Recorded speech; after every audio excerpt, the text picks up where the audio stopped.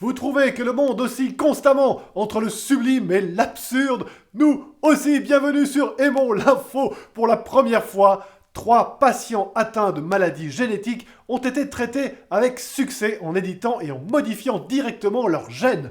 Une équipe de Nashville, dans le Tennessee, et une autre de l'hôpital Necker à Paris ont utilisé la technologie dite CRISPR, une sorte de ciseau moléculaire qui a servi à éditer l'ADN des malades. Dans ce cas précis, ils ont changé un gène codant l'hémoglobine, soignant ainsi 3 cas d'anémie génétique.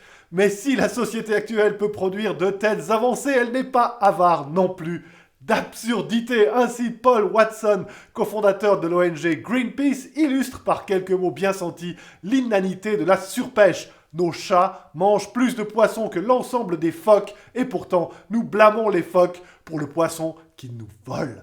Dans un reportage récent qui lui est consacré, il rappelle également que 35% du poisson pêché est utilisé pour nourrir les animaux d'élevage plutôt que les êtres humains.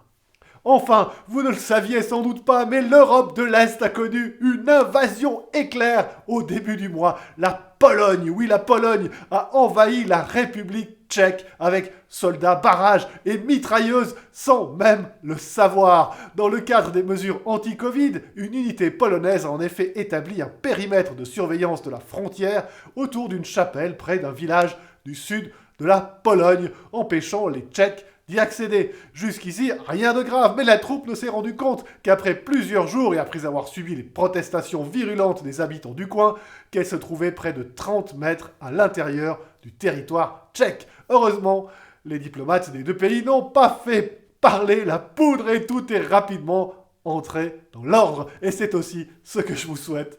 Prenez bien soin de vous.